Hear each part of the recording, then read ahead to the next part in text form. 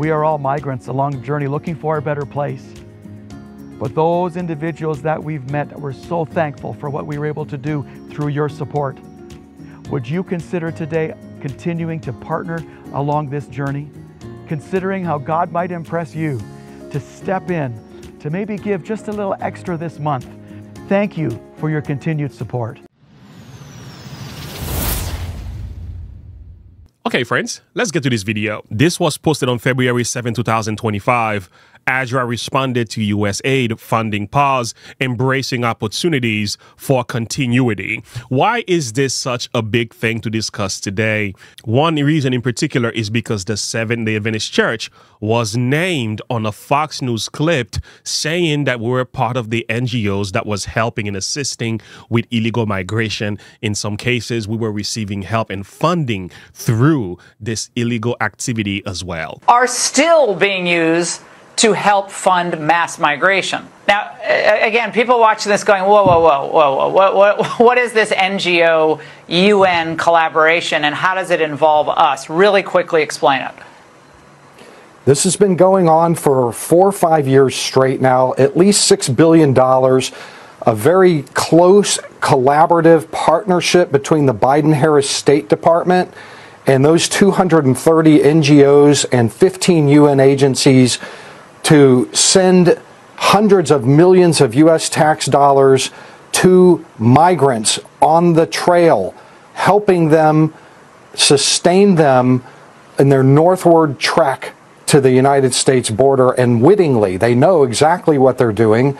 And the odd thing is that even though they know that Donald Trump won, they still are putting together a $1.4 billion package for 2025 and another $1 billion package for 2026, which tells me that even though the numbers might be low, they definitely want to keep the pressure up and on the southern border, maybe to induce a failure, do something.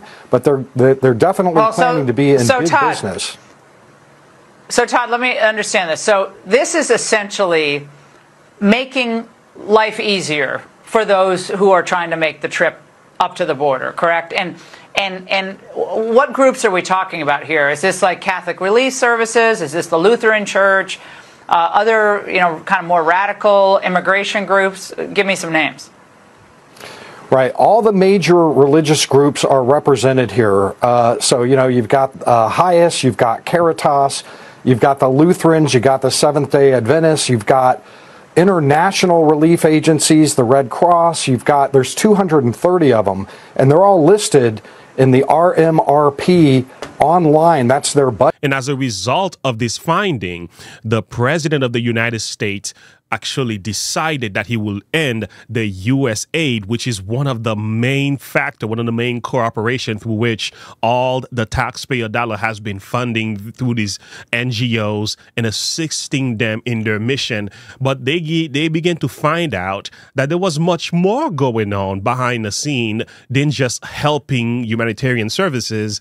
This is how ADRA got into the discussion here, because this has also had an impact on the work that they do. Seventh-day Adventists have a long tradition of using both personal and church resources to support those whose lives are threatened by hunger, poverty, sickness, disaster, and civil unrest. The Adventist Development Relief Agency, ADRA, was established in 1984 by Seventh-day Adventist Church to carry out this mission. One of the main goals of ADRA's creation was to secure funds from governments worldwide for humanitarian work, including through the United States Agency for International Development, which is USAID. The article went on to say, for over 4 decades, ADRA offices worldwide have been blessed to receive hundreds of millions of dollars from various governments and USAID, allowing the agency to deliver life-saving aid to children, women, families, and communities in need across every continent. This support has been vital in advancing ADRA's mission to serve humanity with compassion, justice, and love so that all may live as God intended. On January 20, 2025, the United States government took an unprecedented action of pausing for 90 days nearly all the programs it funds through nonprofit organizations like ADRA. Some of these USAID funds, which support global programs implementation, or allocated to U.S.-based ADRA International, while others are directly dispersed to ADRA network offices in Africa, in Middle East, and South America. But this is when the story starts to get very interesting. First, let me admit, ADRA has been actively involved and engaged, giving opportunity to many families and a lot of youth to get involved in humanitarian effort, to support people, to care for people. And I am not against that. I am for that. It is biblical. And ADRA also raise, we are told, awareness about human traffic prevention. This was posted on February 7th. Interesting time as well. But let's move on. ADRA also reported on their website, January 23rd, during the ceasefire between Gaza, what's happening with Israel and Hamas, ADRA ramped up aid to combat hunger and aid vulnerable communities. So ADRA is doing a good work, at least from what we see from their websites. But this is when things begin to get really interesting. So this is Joni Ernst, who is a United States Senator. There she is on a call with Elon Musk. We're going to listen to a little bit of what she says here on the call with Elon Musk. So this is the problem with USAID, and that's why, Elon, I'm with you on this, because so much of that taxpayer money is not even going to, we love to feel good about helping starving children and name your country, but it's not going there. It's going to pay rents in Paris. Yes, exactly. It's going to support somebody's fancy dinner to 100%. Entertain whoever. Yes. Yeah. Exactly. So to be clear, in shutting down, which we're in the process of doing, shutting down USAID, the reason for that, as opposed to simply trying to do some minor house cleaning, is that as we dug into USAID, it became apparent that what we have here is not an apple with a worm in it, but we have actually just a bowl of worms. And so at the point at which you don't merely, if you've got an apple and it's got a worm in it, maybe you can take the worm out. But if you've got actually just a bowl of worms, it's hopeless. And USAID is a bowl of worms. There is no apple. And when there is no apple, you've just got to basically get rid of the whole thing. That is why it's got to go. It's beyond repair. These are some strong words. It's not just an apple with a worm in it. It's actually a bowl of worms.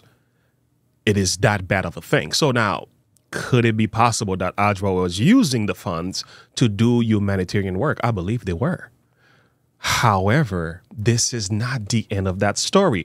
We're not so much making a defense here for USAID. We understand the significance and the value of the work that God has given his people to do. And systems like ADRA in Adventist Church plays a significant role in making a difference in helping humanity. We believe that. This is coming from the NAD, speaking about this matter, saying an appeal for human dignity and decency. NAD is speaking about this. There are many in the United States who are afraid of their future and their lives and of family members. As a Christian denomination in the U.S., the Seventh-day Adventist Church support the right of all persons, no matter their country origin. The equal rights provided in the United States Constitution, fair treatment as immigrants and refugees in this country. Now, this is where things get a little bit confusing. It's not just that. The immigration problem, nobody disagrees with that. Refugees sometimes opens a door for illegal activities. It's beyond refugees as well. There is the cartels, there's fentanyl, there's also child trafficking under that title. So you kind of have to be careful how you word that. And I'm in no way saying that the Seventh-day Adventist Church should not be making a difference in these areas. All I'm simply saying is there's also corruption behind the scene that some of these entities have been running, and they are using NGOs like ADRA to assist with that. This is when we have to be careful. Now, let me read to you. Let me play this video here. This is coming from the new White House press secretary. through USAID over the past several years, these are some of the insane priorities that organization has been spending money on. $1.5 million to advance DEI in Serbia's workplaces, $70,000 for a production of a DEI musical in Ireland, $47,000 for a transgender opera in Colombia, $32,000 for a transgender comic book in Peru. I don't know about you, but as an American taxpayer, I don't want my dollars going towards this crap, and I know the American people don't either, and that's exactly what Elon Musk has been tasked by President Trump to do, to get the fraud, waste, and abuse out of our federal government. Thank you, guys. If you go to the border report to see a number of how much money is being funded to these NGOs, the Catholic charities tend to be at the very top of this thing. And there is a connection that I'm going to make in a minute here. But first, listen to Vice President J.D. Vance, who is a professed in practice Roman Catholic. But let me just address this particular issue, Margaret, because as a practicing Catholic, I was actually heartbroken by that statement. And I think that the U.S. Conference of Catholic Bishops needs to actually look in the mirror a little bit and recognize that when they receive over $100 million to help resettle illegal immigrants, are they worried about humanitarian concerns, or are they actually worried about their bottom line? We're going to enforce immigration law. We're going to protect the American people. Yeah. Donald Trump promised to do that. And I believe the U.S. Conference of Catholic Bishops, if they're worried about the humanitarian costs of immigration enforcement, let them talk about the children who have been sex trafficked because of the wide open border of Joe Biden. You personally let them talk about people like Laken Riley who were brutally murdered. I support us doing law enforcement against violent criminals, whether they're illegal immigrants or anybody else, in a way that keeps us safe. Just for the record, ADRA, in a private conversation with someone, I'm going to put that and I'm going to cover the name of the individual, states that very clearly. This is what they say. It says any article, this is coming from ADRA, that says we facilitate or support illegal immigration is incorrect. That's what ADRA says in response to the allegation. So I just want to make sure I put that out here for record. Now, let me move on to share something else with you. I'm going to come back to address this in a little bit. Now, we are told this is coming from NAD, posted on January 31st, 2025. And NAD is speaking here. And I want to quickly want you to see some of the wordings in this recent post. North American Division of Seventh-day Adventist Office of General Counsel. So the document has been reviewed and is supported by NAD officers and the union president. So there are a number of points highlighted here. This article is primarily dealing with immigration enforcement activity on church and school property. So what it speaks about here, it gives a number of things that either if a person is an illegal migrant ought to do, and also how the church has to respond if this was the case. Imagine ICE comes to your church and is looking for an individual. These are the type of tips that both the church and the illegal person may respond and do. How do I respond to law enforcement showing up at our church and our schools? Should I ask law enforcement officers if they have a warrant? If the law enforcement does not have a warrant, should I physically support their entry? So I want you to carefully look at these words. What if immigration authorities are waiting outside the church property? What if law enforcement comes onto church property in a hot pursuit of an individual? Can I warn individuals who are being sought by law enforcers? How do I respond if the law enforcement officers request any document or ask for information? What advice should I give to those who are concerned about the immigration status? So this was posted by North American Division of the Seventh-day Adventist Church. Here is a very interesting video. This is Catholic Charity and Refugee and Immigration. Listen to this video. Hi, my name's Barb Graham, and I'm an attorney at Catholic Charities of the Archdiocese of Milwaukee in the Refugee and Immigration Services Program. This is a video about knowing your rights if Immigration and Customs Enforcement approaches you. All people living in the United States, including people who are undocumented, have certain rights under the United States Constitution. If immigration officers, what we sometimes call Immigration and Customs Enforcement or ICE, come to your workplace, they must have a valid search warrant or the consent of your employer to enter non-public areas. If you are undocumented and immigration officers come to your workplace, be aware of the following. First, do not panic and do not run away. If you are frightened and feel like you need to leave, you can calmly walk toward the exit. If you are stopped, you may ask if you are free to leave.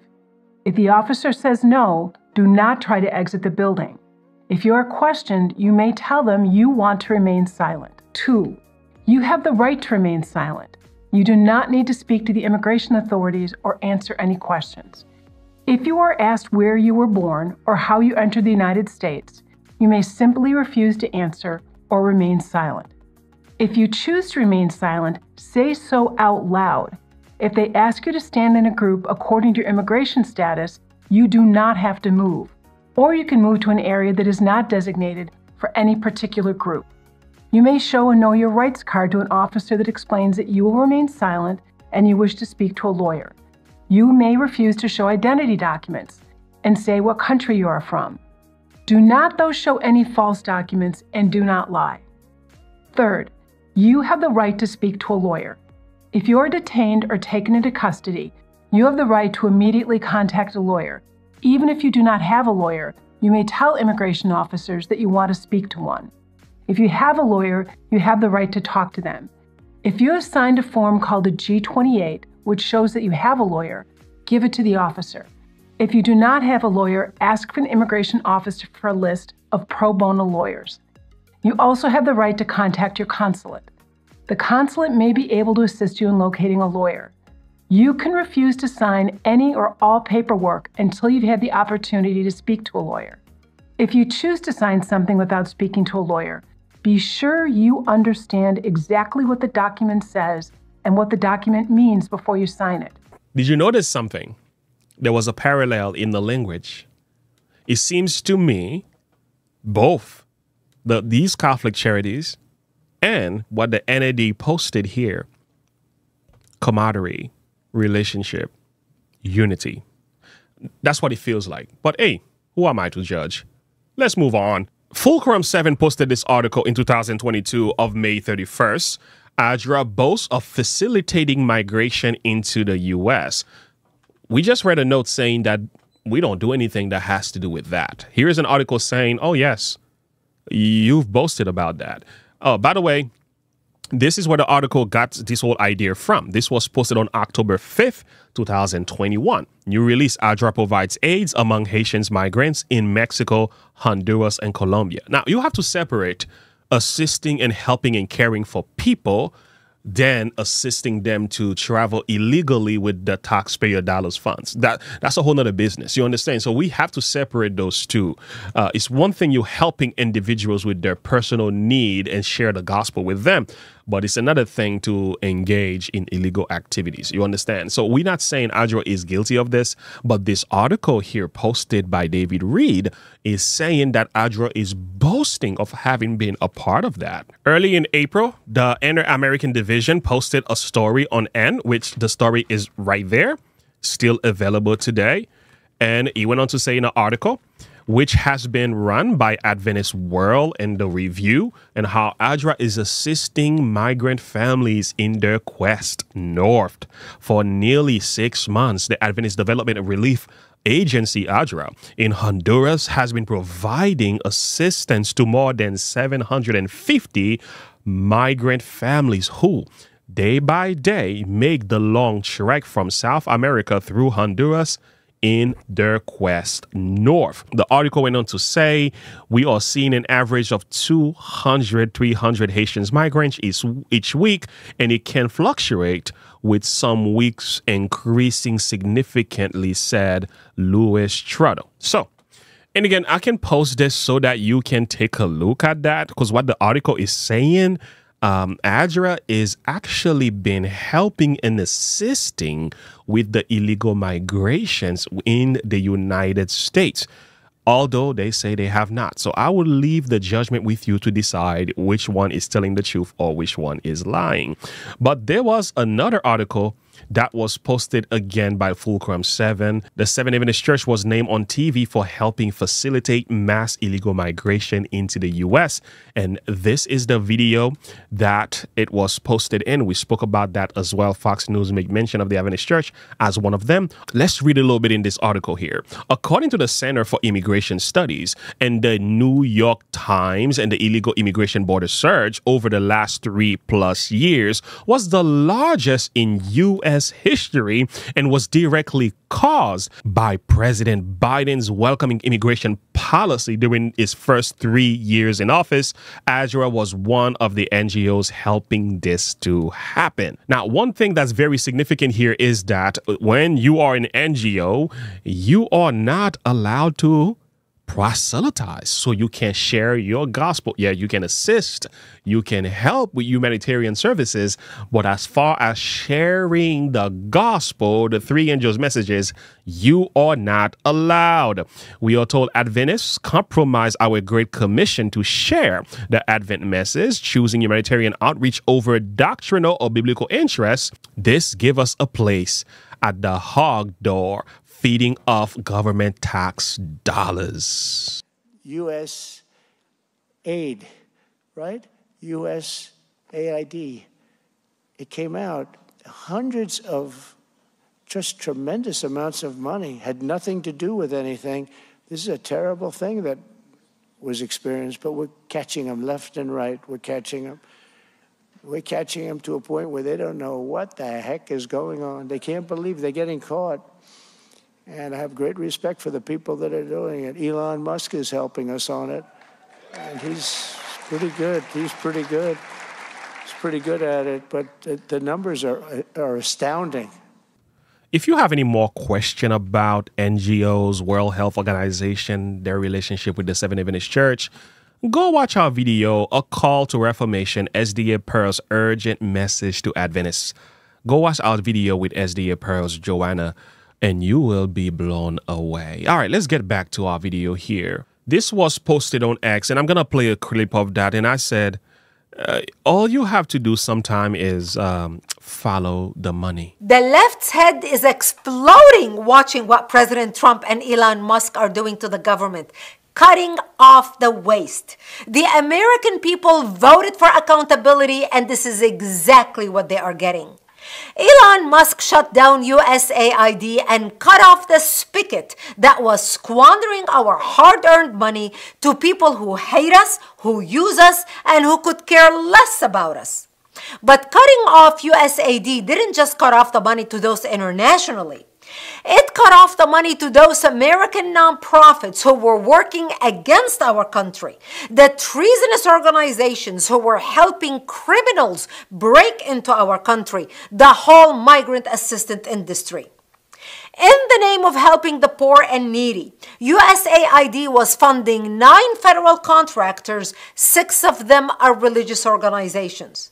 Now, these orgs were not passing the bucket on Sunday morning or Shabbat services to collect the over $1 billion it cost to settle these migrants here. No, they are getting it from our tax dollars in the form of grants. Here are the contractors: Church World Service, Ethiopian Community Development Council, Episcopal Migration Ministries, Hebrew Immigrant Aid Society, International Rescue Committee, U.S. Committee for Refugees and Immigrants, Lutheran Immigration and Refugee Services, United States Conference of Catholic Bishops, World Relief Corporation. The numbers I'm going to share will shock you. The Lutheran Immigration and Refugee Service received in 2023 $221 million. HIAS, Hebrew Immigrant Aid Society, received in 2023 $69 million. World Relief Corporation of National Association of Evangelicals received from government and other public grants $126 million. And I only named you 3. I haven't even mentioned the Catholic charities. These federal contractors work with 350 subcontractors. The contractor gets a one-time allocation of $1,125 per migrant that's used to finance resettlement logistics. By the time the migrant reaches the U.S. border, they are a car ride away from a hot meal in their new home or luxury hotel room. In addition to the cost of $1,125 per person, the contractor gets an extra $1,000 per head to spend on themselves. So in total, they get $2,125 per head. It's a cash cow, and this is why the left is losing their minds. A whole industry is at stake. We are finally fighting this and winning. Thank God we have President Trump in office. We have only a year and a half to change as many things as we can because we are not guaranteed to keep the House and Senate after the midterm elections. This is why the president is moving so fast with his executive orders and making changes. So who do you believe at this time? What exactly do you choose to do about this information? It's up to you. But I love what Fulcrum 7 says here at the end of the article. A far better option is to support Adventist Frontier Mission, who are sharing the everlasting gospel in many countries unencumbered by geopolitical leftism, they said. And the president of Adventist Frontier so happens to be Dr. Conrad Vine. All right. That's good news. Where do you stand when it comes to this? What is your perspective and opinion at this time? Do you believe what ADRA is saying? We have no involvement with illegals activities or immigrations and so on. Our goal is humanitarian work. Do you believe them, or do you believe there's much more to the story? I think ultimately we need to be praying for our church and organization, support them based on your personal conviction, of course. But I think we should stay away from government fund as far as possible because, friends, it tends to come back and hurt us in the end. I want to close with this final verse here. We're going to go to the book of Luke for this one. Luke 12, verse 2. For there is nothing covered that shall not be revealed, neither hid that shall not be known. Pray for our church. Pray for the institution of our church. Pray for this organization to do what is right, and so that the church could fund itself and do the work that God has called us to do.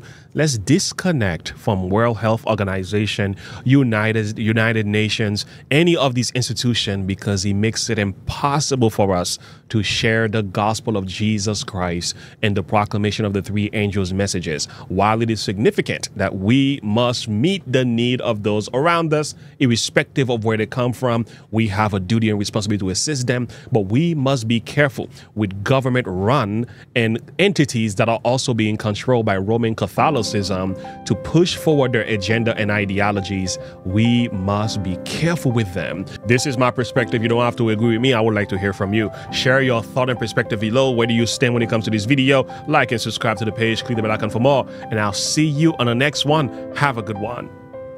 Bye.